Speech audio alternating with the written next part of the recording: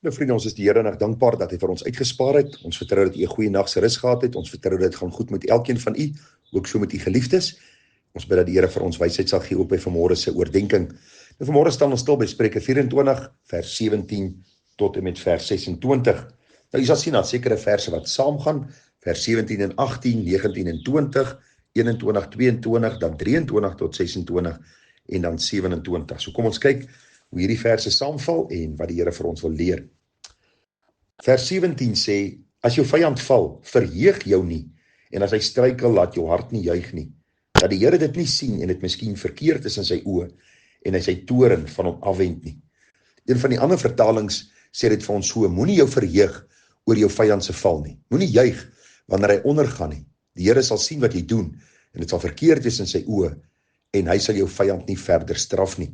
Wat dit eenvoudig beteken is dat ons moet verbly in ander se ongeluk nie. Vriende, dikwels hoor ek dat mense sê, man, daai ou het verdien dat hierdie ding oor sy pad kom nie. En hierdie ou is sy verdiende loon. En ek is so bly dit het gebeur met hierdie persoon. Ek is so bly daai was in 'n ongeluk. Ek is so bly daai bankrot gespeel. God sê hy hoor hierdie woorde, want jy moet onthou nie een van ons is regverdig voor die Here nie.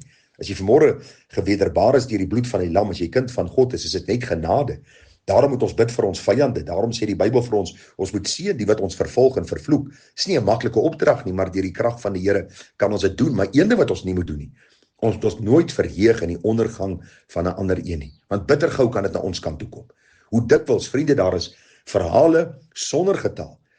En verhale wat ons luister en lees en van hoor van mense wat op 'n stadium gestaan het, hulle het ander mense vervloek en hulle het geval.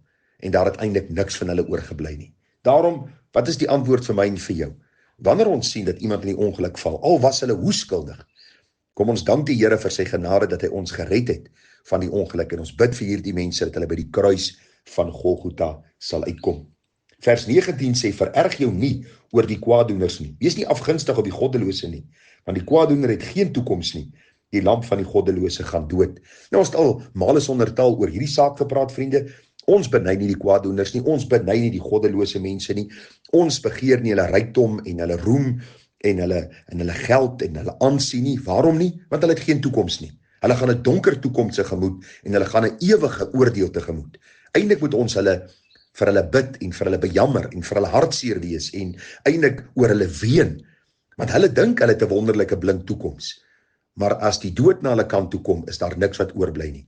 Alles wat hulle bymekaar gemaak het, alles wat hulle geakkumuleer het, alles wat vir hulle belangrik was, hulle naam is daarmee heen, hulle geld is daarmee heen, alles is daarmee heen.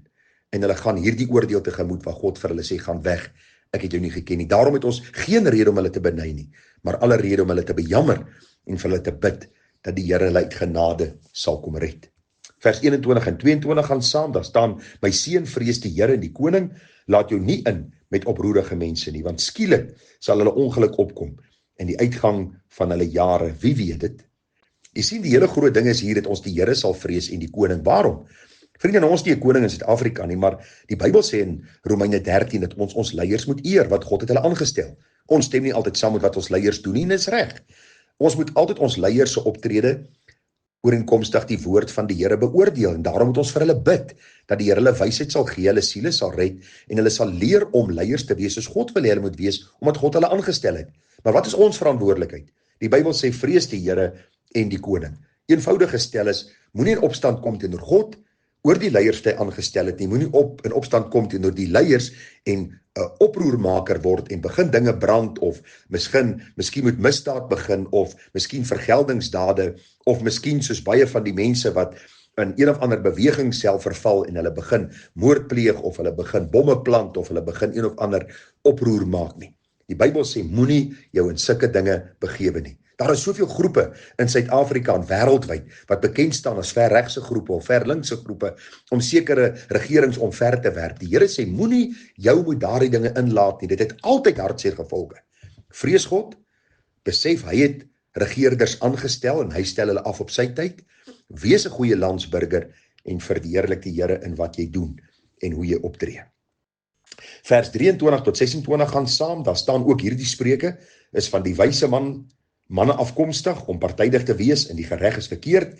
Hy wat vir die skuldige sê, jy het reg. Die volke sal hom vervloek, die nasies sal hom verwens, maar met Die wat onpartydig straf, gaan dit goed.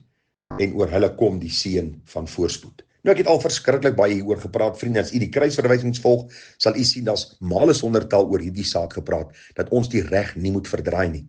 Nou, in ons land vervloek baie mense die leiers. Waarom? Want hulle verdraai die reg. Die skuldiges word onskuldig verklaar, en die onskuldige skuldig. Ons sien hoe goddelose en bose mense, bedrieërs en leenaars en selfs moordenaars skotvry aan die ander kant uitstap. Hulle lewe 'n ryk mans lewe. En ons dink by onsself, is daar al geen reg en geregtigheid in hierdie land nie. Eindelik wêreldwyd gaan dit so. Wat sê die Bybel vir ons? Op die regte tyd sal God oordeel. Jy moet onthou, die Bybel sê, aan my kom die wraak toe, sê die Here. Nie aan my en jou nie. Ek moet daardie landsburger wees, soos ons gesê het in vers 21 en 22, wat God verheerlik.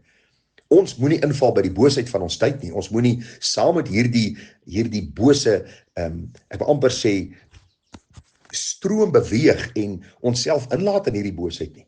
Maar die Bybel sê vir ons baie duidelik, die oomblik wanneer mense partydig in die reg is, wanneer hulle die reg nie toepas soos God het vir hulle gegee het nie, sal daar 'n donker toekoms vir hulle wees. Sal daar 'n dag aanbreek wat God 'n lyn in die sand trek en sê tot hier toe nie verder nie, en hulle sal hoor, gaan weg, ek het julle nooit geken nie. Ek sê dikwels vir mense, onthou, hoe hoër jou posisie is, hoe meer mense jy oorregeer, of dit by jou werk is, wat jy miskien 'n bestuurder is, of jy 'n burgemeester is, of jy 'n premier is, of 'n president is, of 'n koning is.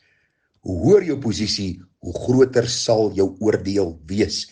Groter sal die rekenskap wees wat God van jou eis. Daarom sê ek dikwels vir mense, moenie hoë posisie begeer nie. Beteken nie jy moet ambisieloos wees nie, maar hoe hoër jy opgaan in hierdie status van jou in hierdie wêreld, hoe meer is die verantwoordelikheid, hoe groter is die verantwoordelikheid en ook die rekenskap wat eendag van jou geëis word.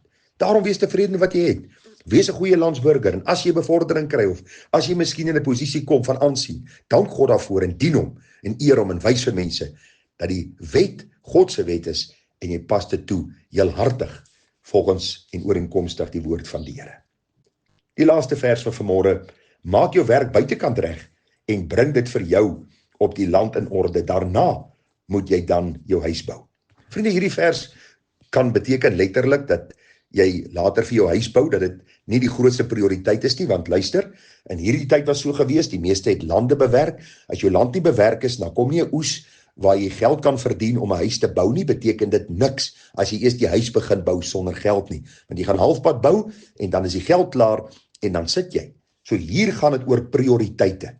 Dit gaan eenvoudig oor prioriteite. Maak jou werk buitekant reg en bring dit vir jou op die land in orde. Met ander woorde, begin by die regte dinge. Voor jy 'n vrou trou, voor jy 'n huis opsit, voor jy kinders het, sorg dat jy 'n werk het, sorg dat jy 'n salaris verdien, sorg dat jy 'n geldjie weggesit het, sorg dat jy ten minste jou prioriteite in orde het, en dan gaan koop jy vir jou huis, en dan trou jy vir jou vrou, of trou 'n vrou, koop 'n huis, en dat daar kinders kan wees.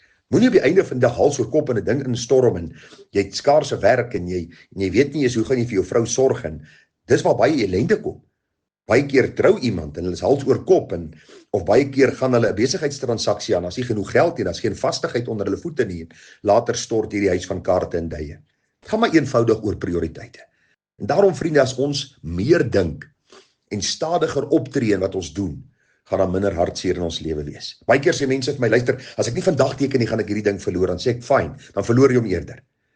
Dis beter om te bid, wysheid te vra en dan op te tree, voor die hals optree en dan later byt hierdie ding vir jou. So die eenvoudige verklaring van vers 27 is die gedagte van prioriteite. As ons prioriteite reg is, gaan ons van baie hartseer kan spaar. Vriende, sterkte vir u, groete, seën, mooi naweek vir u. Mag die Here hierdie kort gedagtes in ons harte lewend hou. En ag, u is baie welkom om verdere navorsing te doen. Ek sê verseker nie alles te kan sê oor hierdie verse nie. Is maar net kort bondige gedagtes om u gedagte aan die gang te sit, om u te laat dink oor hierdie waarhede, om u dan verder te lei in 'n studie van die woord, sodat u met wysheid en insig die Here kan verheerlik. Seën vir u, groete, mooi dag verder. Tada.